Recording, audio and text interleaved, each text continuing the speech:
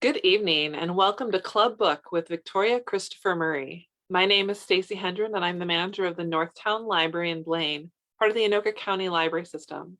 I'm thrilled to be hosting our featured guest and will be your moderator for tonight's event. Before I introduce tonight's guest properly, allow me a moment to tell you a bit more about the unique series that brings her to us. Club Book is a program of MELSA, the Metropolitan Library Service Agency, made possible through Minnesota's Arts and Cultural Heritage Fund and coordinated by Library Strategies, part of the Friends of the St. Paul Public Library. Anoka County Library is the co-organizer for this evening's talk. Thanks also to a partnership to partner bookseller Red Balloon Bookshop.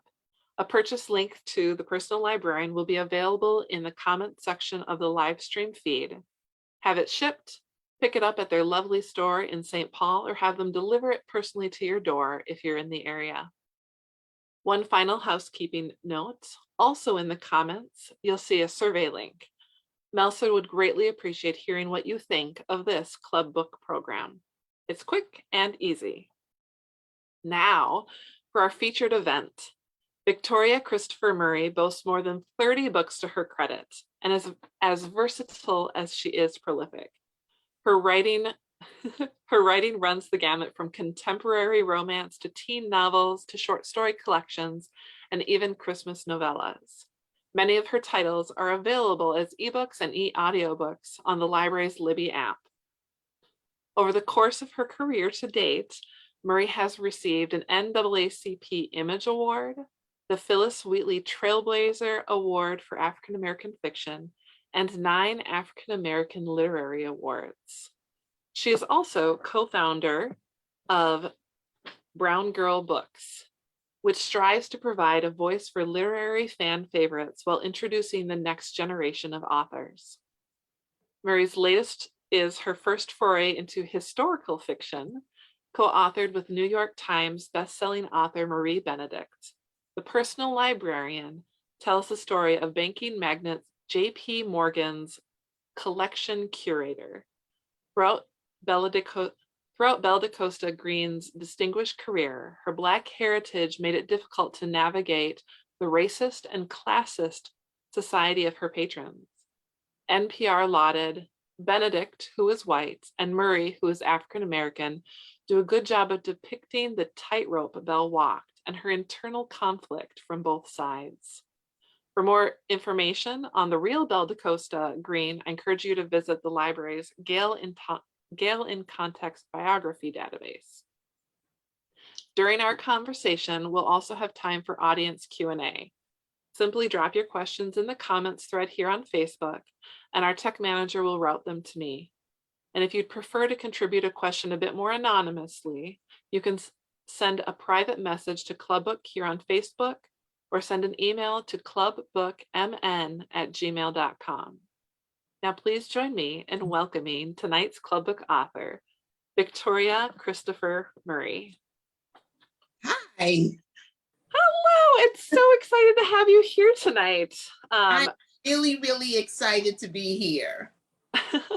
And with the time change and everything, we got all together. Yes, we were here on time.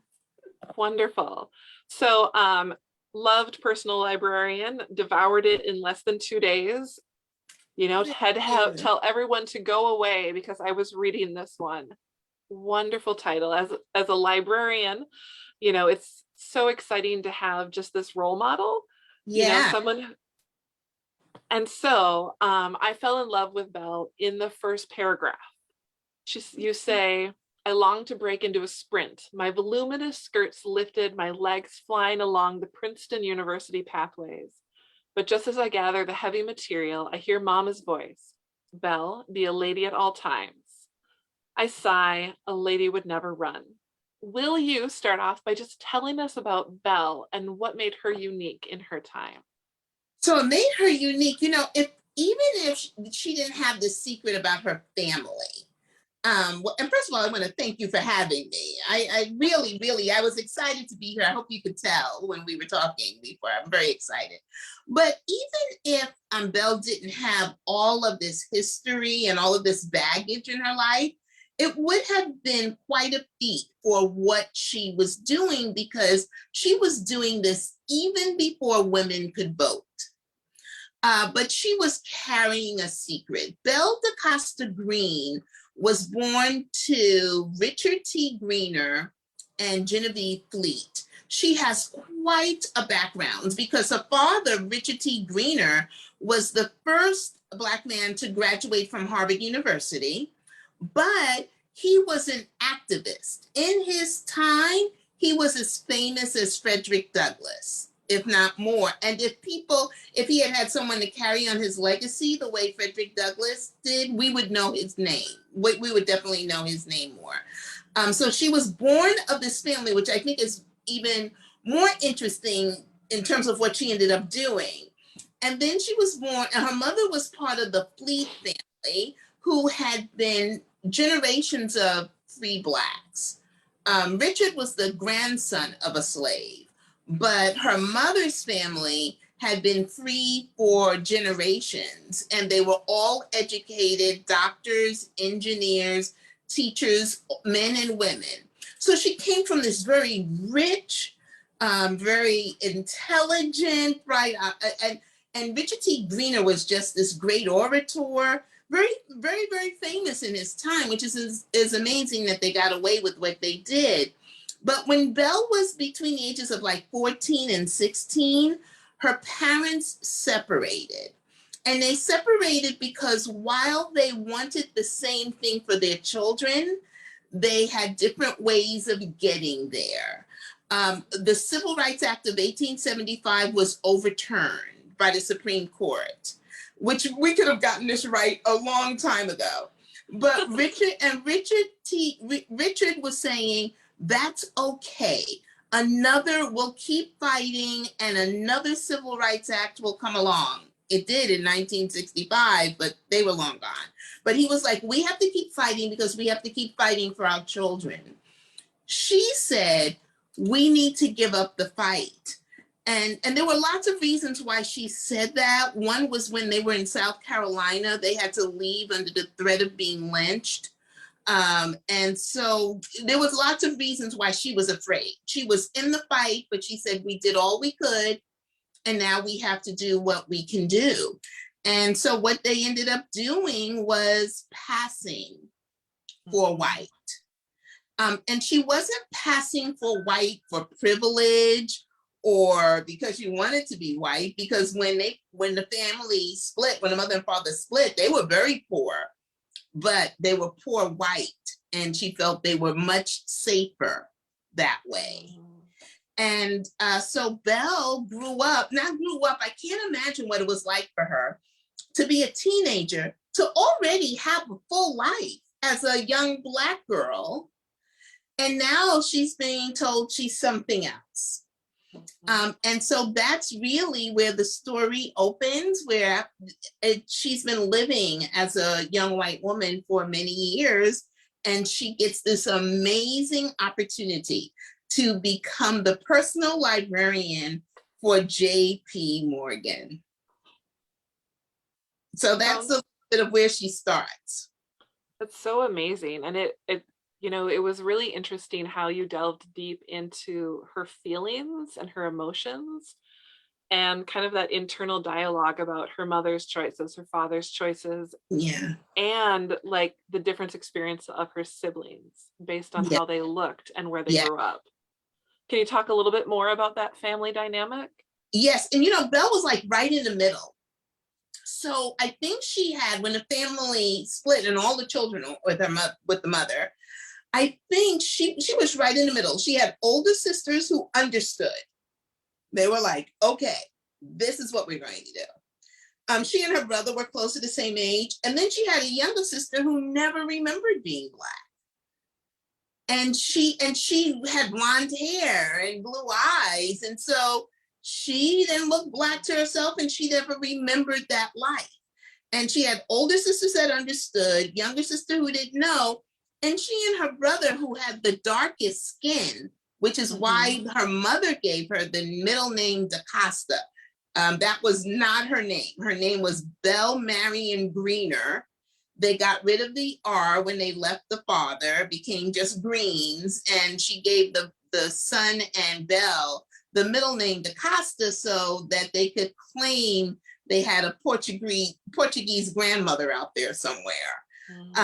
But just because people were going to question her skin tone. And so she just had this new life. I think she was the one who was really caught in the middle. Like Teddy had always been white because she was so much younger. And then the two older sisters were, okay, we're already out in the world and we think mama's right. And Belle's kind of like in the middle saying, I'm 16. She doesn't know if her mother is right. And then she grew into that, still having those same doubts. Wow.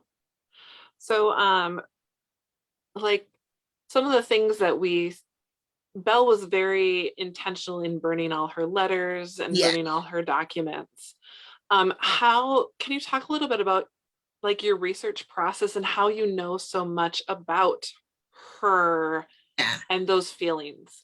Yeah, because she was very intentional. She did not want anyone, she didn't know she died in 1950, and she didn't want anyone to mess up the legacy, everything that she built, because she didn't know how the world was going to change. And the way she was living, people didn't accept Black people, and they would have destroyed the whole Morgan Library. So she not only burned her own personal possessions, she asked everyone to burn anything they were in possession that belonged to her.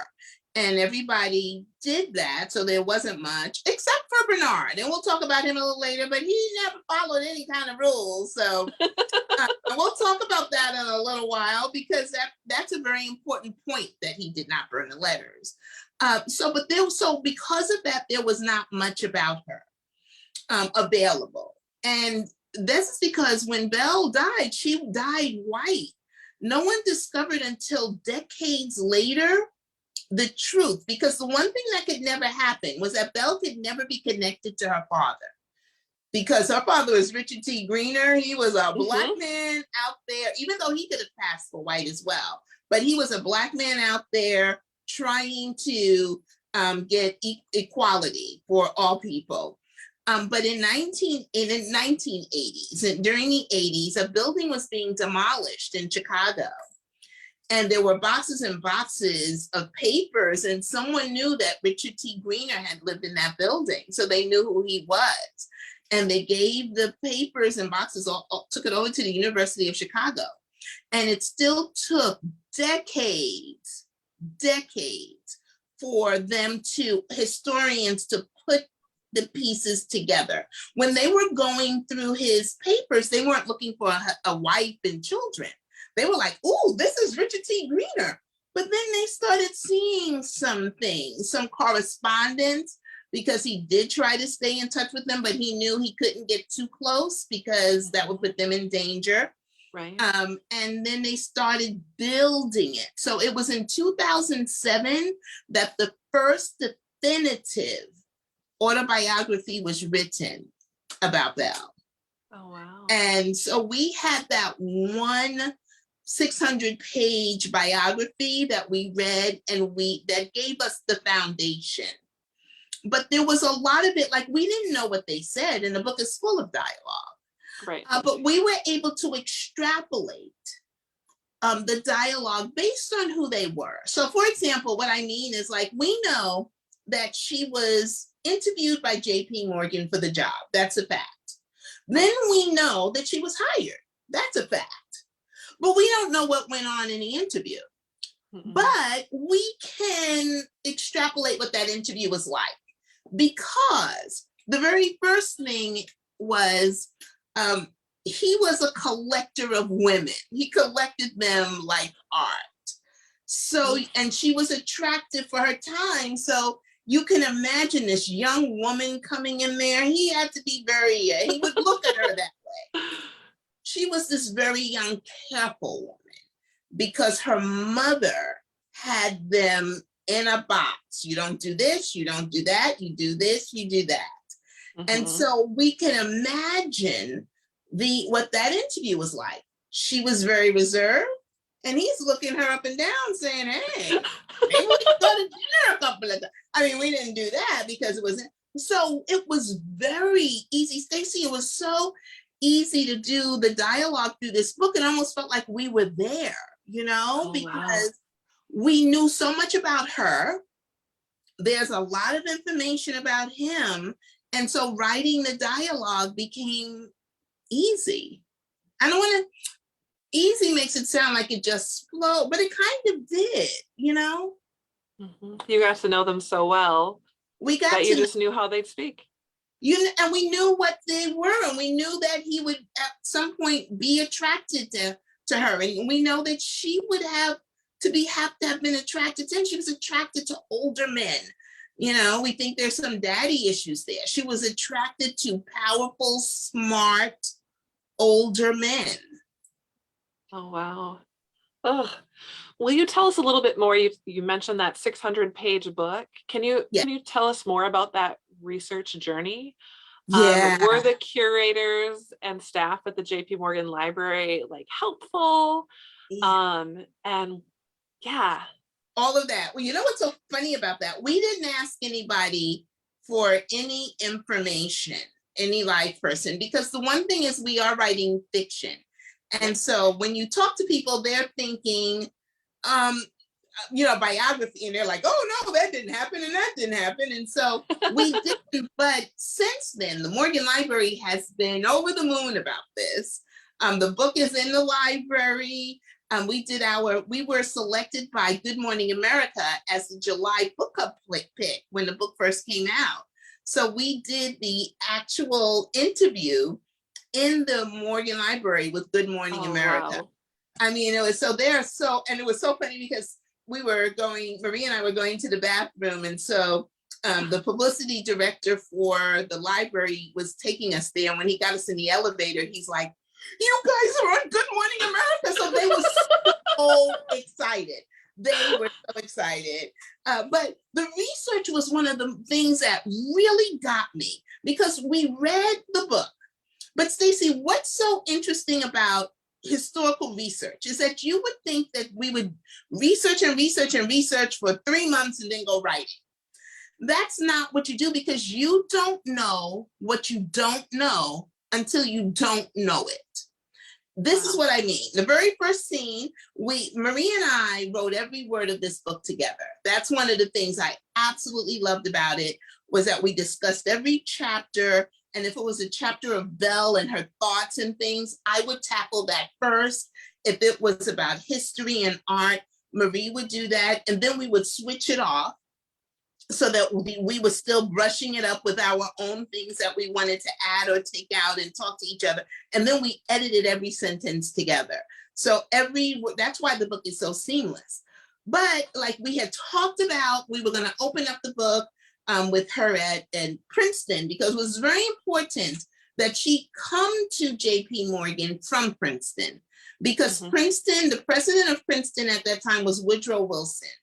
And that was the only Ivy League that had not been integrated. He didn't have any Black people at the college. He didn't even let Black people sweep the floor. So when the fact that she came to JP Morgan from Princeton meant she came on a white platter. So we wanted to open up the book at Princeton. So I'm starting to write and she's walking across Princeton and I've been on Princeton's campus, so I know what it looks like. But then I was like, wait a minute, I don't know what Princeton's campus looked like in 1907. So now I have to go back and do research and find a picture of Princeton's campus in 1907 so that I could write about that. What would she have been wearing? What would she have been wearing, to go to work? What were the shoes like? What was, she wouldn't have been in a pantsuit, Then the same thing, there was a party that she attended at the Vanderbilt's home. So I found an actual floor plan of that mansion. So when I have everybody at the ball and I take you through the rooms, it was exactly all that it was, that floor plan. Then, so do you just walk in the door at the Vanderbilts, or, you know? So then I did research and found out how that worked, what they were wearing. I even looked up what would someone on a wait staff be wearing. I wanted to do the exact thing, not something that was in my head. The funniest part about that part, Stacy, was there was music.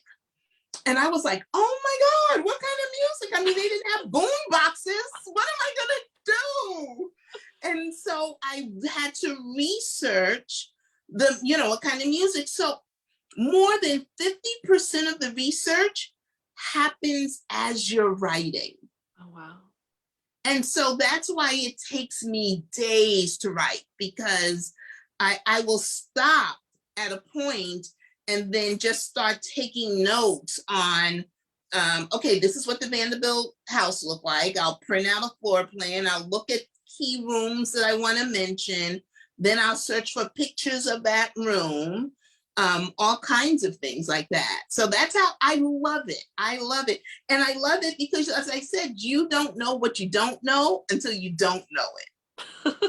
Exactly. Wonderful. I loved the Vanderbilt scene, especially when she gets home and starts telling Teddy about what the dresses look like. Yeah. Like, oh, we don't get, just tell me what the dresses look like. And then she said your favorite one was a black one, so it was, I love the Vanderbilt because I think that was, it's very early in the book. And that's when, I had done a lot of research to that point. Like when she comes home from Princeton, I had to find out, okay, so how long was a train ride? How much did it cost? Did she then go into Grand Central Station or Penn Station? Okay, how would she have gotten from Grand Central Station up to near Columbia University? All of the, I didn't know, and it was a trolley because she couldn't afford a carriage. Right. All those little details that messed me up because I would have called an Uber, and they messed me up. And I think that's one of the things that I love the most about it was just I was challenged because I couldn't call an Uber. I couldn't have somebody pull out a boombox. I was really challenged when she wanted to get together with her friends and they couldn't pick up a telephone. Exactly. No group messaging. No group. It's so amazing what we do. I was even surprised at the way she traveled to Europe. And around Europe. Yeah. Oh wow. Oh, just thinking. Sorry, now I'm imagining the book written like the same book but written contemporary. It's like let's put a boombox and we'll just call an Uber. It makes sense. I know, just fix it. It was really interesting because it's almost every scene is researched as you're writing it. Because like I said, when we're doing research, we're not thinking, okay, we need the floor plan for the Vanderbilt ball because we don't know what the scenes are going to be. We're just researching who she is and what we're going to do. Oh, wow.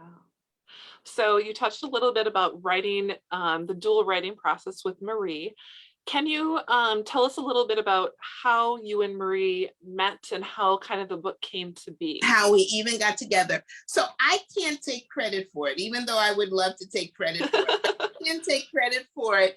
It was Marie's idea. Marie is a historical fiction writer, and she's been writing about women who have been lost in history for a very, very long time. And so when she found out about Belle da Costa Greene, she really wanted to write the story, but when she found out that she was Black, Marie said that there's a lot of things that she could imagine in fiction, but that wasn't one of them. So she always felt like she wanted to write it with a Black author. And so this has been years in her head. And then she read one of my novels, Stand Your Ground, which was selected as a library best book of 2015, I think. And she read the book, and then that's when she called her agent and said, can you find her agent? That's the woman I want. Oh. Isn't that amazing? And so when she first sent me the proposal, I wasn't interested at first, because the proposal was 3 pages, and the first page was about JP Morgan, and I couldn't get past that. I didn't want to I was not interested in JP Morgan.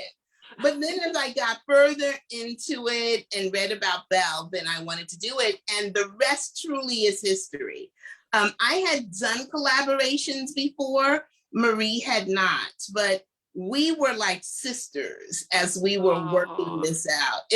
I always tell people that you need a writing soulmate, because not every 2 writers can write together. You really have to have someone who you trust and they trust you, because there are going to be times when you're going to say, no, that doesn't work. And nobody can take it personally. We're trying to do what's best for the book. Right. And best for the actual character. You know, best for that real person. Yeah. Yeah. So we are the person who, we're taking her story and bringing her to life. And so my ego can't be in it. Marie's ego can't be in it. We just have to do what is best for the character and for the story. Oh, wow.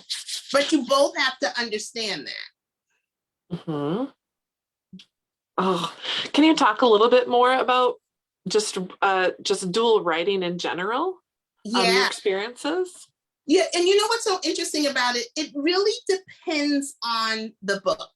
You're not going to, there's no way, like Marie is an attorney, so she wants everything like in flow charts and everything all set up. And I'm more the kind of person that's laid back, and I'm the person that's saying, deadline, they don't really need a deadline. That's just a suggestion. That's not a real thing. That's just a suggestion. But so that's perfect with us, because we're on 2 different ends of the spectrum. But what is so good about the 2 of us, once we knew that there was no ego in this and we were going to do this together no matter what, as I said, we talked out every chapter first. We said, okay, how do we want to introduce her? Well, it has to be at Princeton, and we talked about why. And then we said, okay, so what are we going to do here? And then depending on what it was, if it was a lot of Belle's thoughts and feelings, I would tackle it first. And if it was art and history and things like that, Marie would tackle it first. But then we would switch the chapters. I'm sorry about that. We would switch the chapters, and then write up our parts. And then when we were doing the editing, then we did it every sentence together.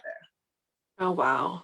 What a great experience. And I love that idea of finding your writing soulmates. You have to have a writing soulmate. It's not that you 2 can just get together. I know people who try to write together and like now hate each other. And so I just think, and you can be friends, but some you can't write together, and people have to understand that. Oh, wow. I'm going to jump to another question that came from a reader. So it says, I'm a former resident of Astoria. I learned about Jack growing up, not a thing about JP's librarian. How much of the library's preservation as an asset of New York City do you attribute to his son, and how much to Belle? So now, Jack was really involved in his financial business. In fact, Jack wanted to give away everything or sell the art collection. But Belle, from the moment that she started working with JP Morgan and she realized what his collection was and what it could be, from that very moment, she wanted it to be a public institution. So this is what I want you to imagine. Like, I have a collection of books here, and you have a collection of books there. And so just imagine that it gets too much. You know, you get too many books and you have too much. And so what we do is we start stacking them on the floor. And what J.P. Morgan did was he bought the lot next door and built a room for them. And it's a 4-room library, but it was private. His collection was supposed to be private. It was just like inviting someone into your library at home or my library at home. He wanted to just show it to his friends. That's it. But Belle was the one that said, no, this should be a public institution. And so he died in 1913 and it was not public. And she had to push and push and push Jack to make it public. And it wasn't made public until 1924. It would not be a public institution without Belle da Costa Greene, not at all. And so what's so interesting is that in 2024, it will be the centennial. Oh, wow, yeah. It being, 100 years of public institution. And so they're going to do an entire celebration and they're going to focus on Belle da Costa Greene. Oh, fun. Isn't that fun? So I want everybody to go there, pictures, and because it would not be, so J.P. Morgan, his financial side, because that Belle wasn't involved in that, even though she was a confidant to him. He saved this economy twice. That was something different. And that was what his father had passed down to him and he passed down to his son. But Jack at first was not interested at all in the art collection. It was just books in the library to him. That none of them were taking it as seriously as Belle. Wow. So jumping off of, Jack and JP, jumping to the other side, someone says, I'm really interested in Richard T. Greener. Yes. Especially his time at Howard and USC. Yeah. What are your honest impressions of the man? Are there any research tidbits you didn't get to weave into his daughter's story? Oh yeah, lots. Good, great question. And I was, as a Black woman, Richard T. Greener's name should be on my lips. It should be as famous as Frederick Douglass, but he died alone. Whereas Frederick Douglass's wife made sure that his name continued. Lots of things about Richard T. Greener. And then we did weave little things into the story, like he was the son of the grandson of a slave, and his father abandoned him and his mother. He had a really rough time growing up, very poor, but I can't remember if it was in Massachusetts. I think it was in Boston, where someone saw his gift. They knew that this was a smart young boy. He ended up going to a private school, hence Harvard. He was just this brilliant man, a brilliant orator, fought like anything, fought like heck for equality, wrote some fabulous papers. If anybody wants to look up who he was, just search for some of his writings. He wrote something in the early 1900s called The White Problem. And he was saying racism doesn't belong to Black people. It belongs to white people because you don't recognize our gifts. And he was listing all the people who, all the Black people who had already contributed to this country without even having any support. But he also left his family. And that becomes an interesting thing because I always say, did he have a choice?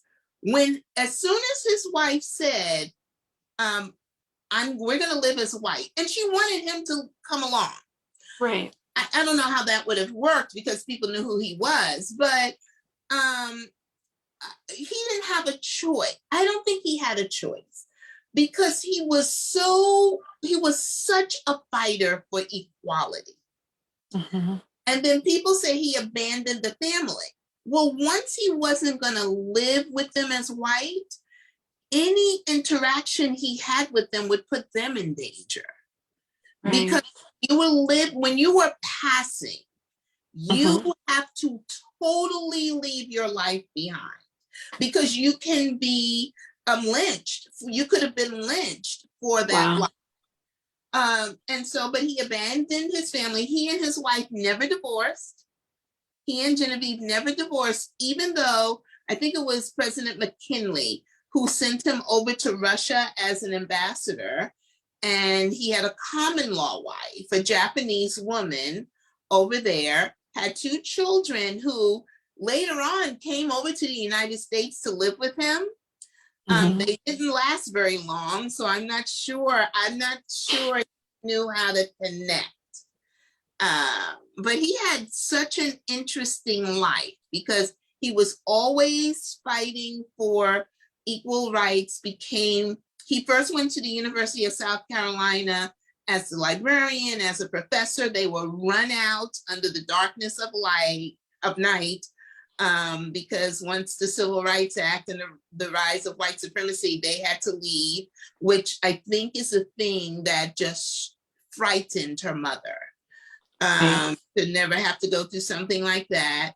And then when he left the family, he ended up going to Howard University, being the dean there, ended up in Russia, as I said, as an ambassador, came back here, and then I think he just kind of got lost. He was living with family in Chicago, wasn't living a very big life, wasn't the Richard T. Greener anymore, and died pretty much alone. Oh, wow. I love in the book when you talk about him at South Carolina, and it's like, Yeah. and everything is just perfect and beautiful. It's like, okay, this is equality. But then it ends, and it ends very scarily. Very scarily. And I think that's one of the best lines, one of the lines I enjoyed most in that book, where her mother said, I had to join a group of people who hated me, and I hate them. But I did it for you, so don't mess this up. Yeah. I mean, she had made a big sacrifice. She's like, white people hated me. They ran me out of town under the threat of lynching, but I joined this group to save you, so you better not mess it up. But that was a sad part of the book for me too, though, Stacey, because that was such a hopeful time. I almost want to one time write a historical fiction of Reconstruction, because if we had kept that, it would be a very different country, very different. And most people don't even know about the Civil Rights Act of 1875. Most people don't even know, and don't know that it was overturned by the Supreme Court. Right. It's amazing going back, and, as a librarian, I've been doing a lot of reading about that time and going back and being like, wait, we did this and then we wrecked it. And it's not just that one Civil Rights Act. There's so many things where it's like, wait, we did that and then we wrecked it. Yeah. And how intentional it is, and how it builds part of that systemic piece that we have today. Yeah, and it's so sad because we could have gotten it right. Right. So that leads me to a question. While this is historical fiction, I feel that the Personal Librarian is timely. And I know you, in the acknowledgements, you talk about writing it during 2020 and that challenge. So what do you really hope readers take away from the story? And how do you feel like it connects to the present? Yeah, so I do want to tell everybody about that. A lot of people who read the book say that they love our author's notes at the end, like as much of the book, which is really, and it was my idea for us to write separate author's notes because Marie and I came to the project so differently. Marie, who had always wanted to do it, and me saying, what is this? This doesn't have anything to do with me. And then us coming together. And I always tell people, we finished our first draft right at the end of 2019.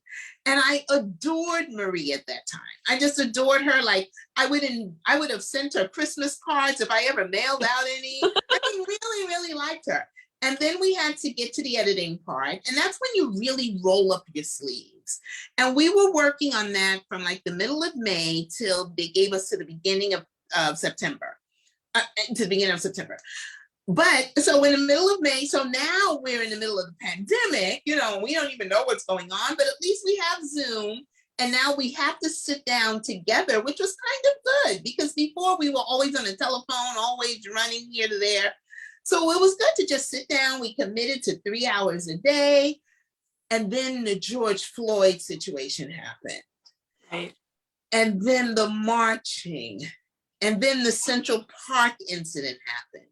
Yeah. And there's no way you can have a Black woman and a white woman talking every day, face to face, Right. For 3 hours a day for the whole summer and not have it change you. When you're writing a book about race and race is exploding around you.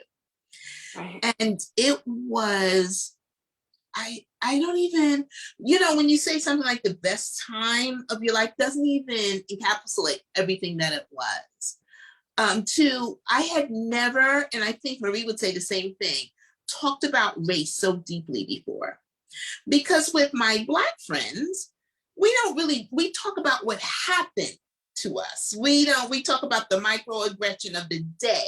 We don't get into anything deep. It's just, do you know that she was telling me to not put my bag up in first class because, she assumed I was going to coach, something like that.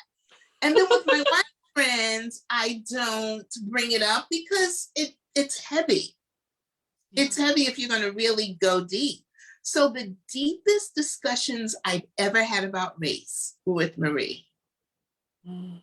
And it was such a gift at such a horrible time, such a gift to be talking about why did Genevieve do what she did?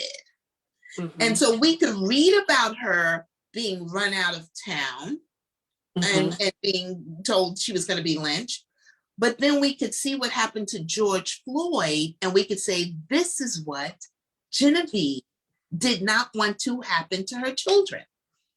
Right. When we saw that, I said to Marie, if you don't have any idea why she did it, if she came back right now, 100 years later, she would say, see, I never wanted my children to end up on the wrong side of a cop's knee. And so it was just such a blessing and such a gift that we could talk about two sides, both sides. And Marie always says she looks at the world so differently now through my eyes, but talking to her was a gift to me too, because I used to say, I don't understand how everybody doesn't see all this racism. But most racism happens in microaggressions. Right. Most racism happens when I do get on a plane and I stop to put my bag up and a flight attendant says, oh no, this is just for people in first class. With the assumption that there's no way you'd be sitting there. Like, no, this is my seat. And so what people see is a flight attendant saying something like that. Oh, that's no big deal. She just started. But they don't know that I've already had 5 other things like that happen to me on my way to the airport. And so if I blow up, then I look like an angry Black woman. And so what I discovered talking to Marie is that you don't see the little things. There's no way for you to see the little things. And so we just learned so much. And what we hope to do now is every book that we write together, it would be so amazing if Black book clubs and white book clubs and Black people who get their books from the library and white people get their books from the library come together and to discuss the books. Oh. Come together so that because even as Marie and I were writing, you see the differences. Like one of the big things I told Marie in the beginning was Belle wasn't afraid of being outed by a white person. she was afraid of being outed by a Black person because Black people know Black people. White people don't. And so Marie was shocked at that. And it was so good, the talks that we can have. And even the book, so that's our goal with this book and with every book that we're writing, because we have a whole bunch coming together. So excited about this. It's always going to be trying to challenge readers to find a reader who doesn't look like them and discuss the book. Oh, what a great challenge. Yeah, I belong to a very large women's organization, Delta Sigma Theta sorority, and there's 350,000 of us around the world. And when our next book comes out, which I'll talk about whenever you ask me, I'm challenging them, and because there's 900 chapters, and each chapter they have a book club, among all the other things that we do. And I'm going to challenge them to find a white book club to discuss it with. And then Marie and I will come and talk. And I just think it's going to be really cool. I think that's our way of bringing the world together through these great stories of real people that we're giving it to you as fiction. So, because a lot of people will not read a biography, but we're giving it to you as fiction so that you can come together and in a safe space discuss race. Oh, that's so fantastic. So, Victoria, what are you and Marie thinking of next? Yes, it's due in a couple of weeks, so pray for me so that I can, I told you Marie is like right on it, and I'm like, deadline? They don't really mean it. But it's really interesting. We're working on a book right now called The First Ladies, and it is the friendship between Eleanor Roosevelt and Mary McLeod Bethune, who was the first African-American woman to be given a cabinet position in an administration. And Mary McLeod Bethune is very, very, very well known in the Black community.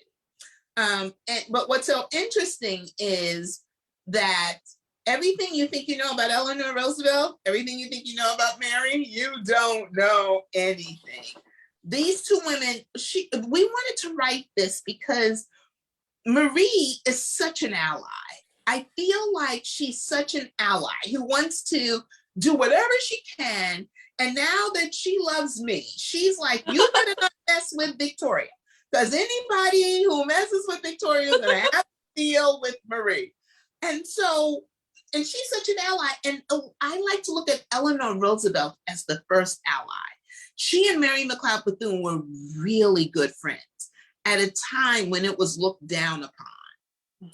And Eleanor would do things like this. She would invite Mary to a restaurant that didn't take Black people, it was segregated. Black people couldn't eat there. But they weren't going to tell the first lady no. Then she would sit in the front of the restaurant, right in the window. Well, they certainly didn't want to do that because a Black woman and a white, but they didn't want to tell the first lady no, they couldn't. Then she would call the paparazzi to come and take pictures so it would be on the front page of the newspaper the next day. Isn't that great? Oh, that's what Eleanor Roosevelt would do. And together, the two of them did things that FDR gets credit for, and it was the two of them. And so we can't wait to show that. But they had to we don't have records of this, but they had to have some serious conversations about race. Because especially once they became friends, and one of Mary McLeod's biggest things was to get an anti-lynching bill passed, and FDR wouldn't do it. He wouldn't do it. And we're going to give him his reasons. He didn't. He said, I want to be reelected, and the Southern Democrats will never reelect me if I do this. And there's a line that we have in the book where he says, I can't care about 90 men a year. I've got to go for the greater good. And so when he says that to Walter White, who's the head of the NAACP at the time. Mary and Eleanor had to talk about it. And they have some uncomfortable conversations about race. And we put that in there on purpose. Yeah. Hoping that when Black book clubs and white book clubs come together, that we put conversations in there where Mary had to correct Eleanor, but we have just as many conversations in there where Eleanor has to correct Mary. And I think because everything isn't about race, even though we get so trained to think it is, but it's not. And so that could be part of the problem too. We're so excited about this book. I love The Personal Librarian, but that's because it opened the door. This book, The First Ladies, is going to open discussions that I think are going to be amazing. Oh, I'm so excited. I'm so excited. Oh, and you'll have to come back and talk to me about it. Yes, definitely, definitely. Oh, so earlier you said, well, we're going to have to talk about Bernard later. And so I kind of want to know what you want to share about Bernard. So Bernard was the love of her life. Yeah. And in case people haven't read, I don't want to give away too much, but even if you just Googled, you'll find this out. They had an affair that was condoned by his wife. That his wife was like, girl, y'all go ahead. And even when they got mad at each other, she would send Belle letters saying, please forgive him. He's sorry. He misses you. I'm like, what world is this? But that was so interesting and all true. What was so interesting was that she was introduced to him when she was 10 years old through a book that was given to her by a father. True. She met him through J.P. Morgan. True. And I think the reason she was so into him was because he wasn't much of a looker. Well, he looked a lot better than J.P. Morgan. But he was a brilliant man. For his time, he was the authority on Italian Renaissance art. And I think he made love to her intellectually first. And I think he was her first. We know that is true. And the intellectual stimulation. That's why I don't think, even though he was the biggest scoundrel in the world, and they had the most dysfunctional relationships in the history of dysfunctional relationships. They just couldn't get over each other. And most of this book is really true. And what I mean by that is the big beats of the book. She was hired by J.P. Morgan, all of the art auctions, everything that she collected, her trips to Europe, everything is true. There's only one thing that we completely made up. And not to give it away, but you'll enjoy this. The last scene where she's in London and he doesn't show up again. And so she gets into a Rolls Royce. It had to be a Rolls Royce. And she gets into a Rolls Royce and drives away with the exhaust in his face. And he's like, Belle. Well, we made that up because we were so tired of Bernard. We needed our own boy bye moment. We needed to say, boy, bye, because you're a nuts. We don't like you. The truth of the matter is they were together until the day she died. She died before he did. Oh, wow. They were totally together. And he really did love her. He just didn't know how to love. He had his own secrets. Everybody in this book had secrets. It could, instead of The Personal Librarian, it could have been called, A Family of Secrets. Everybody had secrets in this book. And some of them you found out, and some of them you just kind of wonder. You just kind of wondered, right? You just kind of wondered. Oh, wow. I seeing if I had another question from the audience. Okay. So this one's kind of fun. How was your dream Hollywood casting for Belle and for Morgan? You Is know, there any chance we might see a screen treatment in the future? yes, actually, the book has been optioned to become a mini series by Al Roker's entertainment company. Oh, And wow. what Marie and I love best about it, it's not going to be a 2-hour movie. It's going to be, they want to do a mini series. So like 6 hours, which I absolutely love because I have some of my other books have been turned into movies. Mhm. And you know, when a book is turned into a movie, if a book is 300 pages, the screenplay can only be 90 pages because it's a page a Right. minute. So they have to cut out 2/3 of your book, you know, and then people are always saying, I hated the movie, it wasn't like the book. Well, they didn't have a choice. You know, when you get rid of 2/3 of it, it's not going to be the same. Right. But what Al Roker wants to do is to make it a mini series, like 6 Oh. episodes.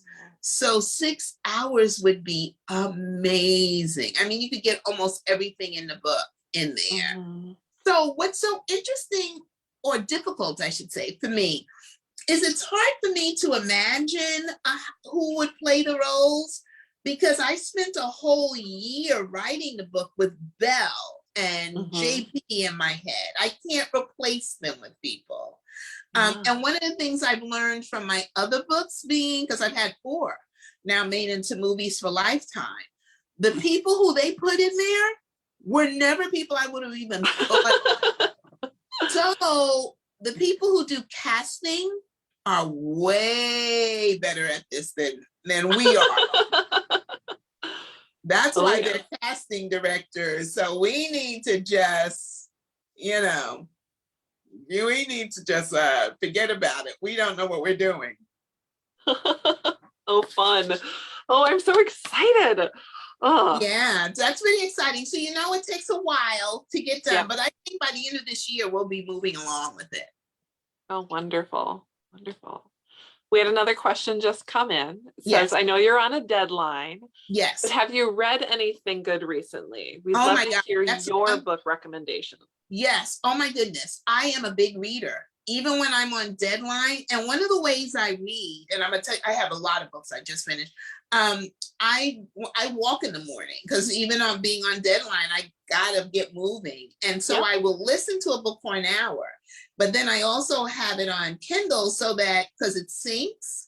Yeah. And so whenever I can just sit down and read, even if it's for 5 minutes while waiting in line someplace, or I will read. But I just finished The Seven Husbands of Evelyn Hugo. Have you read that? I haven't yet. That one's on my list though. Oh, so good. Oh my God, Oh, just finished that. Just finished it like 2 days ago. Then I read The Yellow Wife last year. Did you read that? I don't know that one. Oh, another historical fiction. That is one of the best books I've read in the last 5 years. Good to know. It is based on a real person, but a woman who is called the Yellow Wife, who becomes the wife of a slave. He's I hate calling that. He's an enslaver. Okay. And he chooses the slave as his wife because he has a jail, so no one else will marry him. No, respectable people will marry him. And it is the most brutal and beautiful book I've ever read. Doesn't that sound strange? It does. Brutal. It is brutal. There were times when Stacey, I couldn't breathe. I remember thinking, I can't breathe. What I'm going to need to do is go to the last page, because if I could go to the last page and know what happens, then I'll be able to breathe. I didn't do it, but it was brutal and beautiful. Oh, Wonderful. what a, what a great way to talk about literature and the fact that we can experience that brutality through the safety of a book, but then Yeah, also have that opportunity to, share it with other people. it is so beautifully written. And, a lot of people don't like the slave period pieces, and I'm not a big fan either. And I can't remember the last time I read a slave period piece. But what I loved about this book was it was the first time I've ever read anything that made me think of my own ancestors. No book has ever made me think of my own. Oh, wow. So The Yellow Wife, and then, but those are the two biggest ones that I've read recently that I promise you everyone will enjoy. Totally different, you know, different experiences, but both. The Seven Husbands of Evelyn Hugo, I think she's sold over 1 million copies of that book already. And then Yellow Wife, just both amazing books. Oh, how exciting. Oh, so this hour has flown by so incredibly fast. Already? I feel like we just need like an extra hour. Yeah, I can't believe it's an hour already. Wow. Are there any like final things you want to make sure that you share with our viewers? Okay, well, thank you for supporting me with the Personal Librarian. I do write contemporary fiction, even though I'm going to be a historical fiction writer from now on. But several years ago, Lifetime optioned my books called The Seven Deadly Sins. And what was so great, Stacey, is that they optioned them without them being written. Oh, fun. That they were going to make them into movies. So I had to write the first 3 in order for them to, option all 7.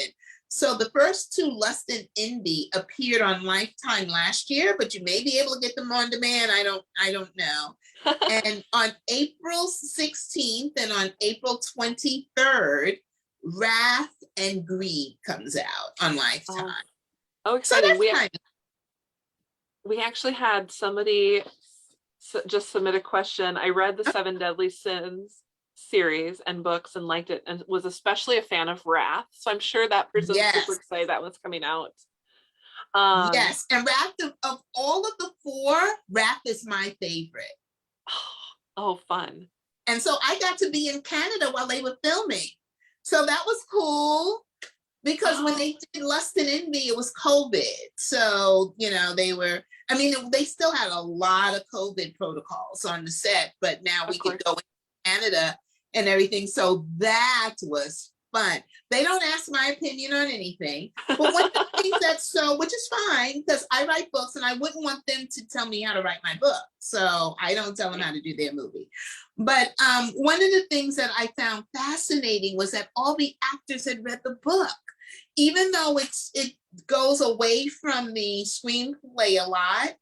One of the male actors told me he needed to know the fullness of the character because he doesn't get the fullness in the script. So how cool is that? So even though that 2/3 of the book was gone, that actor had the whole picture in there. And most of them have the whole picture. Isn't that cool? And I knew with Envy, one of the male actors called me and said, inboxed me and said he had read Envy and now he was a fan for life. And I was thinking, wow, do they read? But now I got to go and talk to them. And the one in Wrath, he was saying that the reason he did it was because he wanted to know who was this guy. And you don't get it in 90 pages, you get it in the 300 pages. I thought it was exciting, exciting for that actor to be like, ooh, the author's here. Well, it's really interesting because the Star of Greed, I'll never forget when she came over and she knew one of the executive producers already. And the executive producer introduced me and said, this is Victoria Christopher Murray. And the executive producer was going to say, and she wrote, and the star of the movie said, oh, I know who she is. She's the reason why we're all here. Oh. I know. But then you think about it. Yeah. If I hadn't written a book. So that was cool. That was cool. So it's a totally different thing. Totally different kind of writing. But one of the best reviews I had with the Personal Librarian was somebody who I guess had read some of my other books from Booklist, I think it was. And he said, he was talking about Marie at first, and he said she writes about versatile women. And then he said, Victoria Christopher Murray is the most versatile writer I have ever met. Oh, wow. Yeah, that's pretty cool. That was pretty cool because I never wrote to genres before, so that was pretty cool. So if people read The Personal Librarian, then they look at rap, they'll be like, really?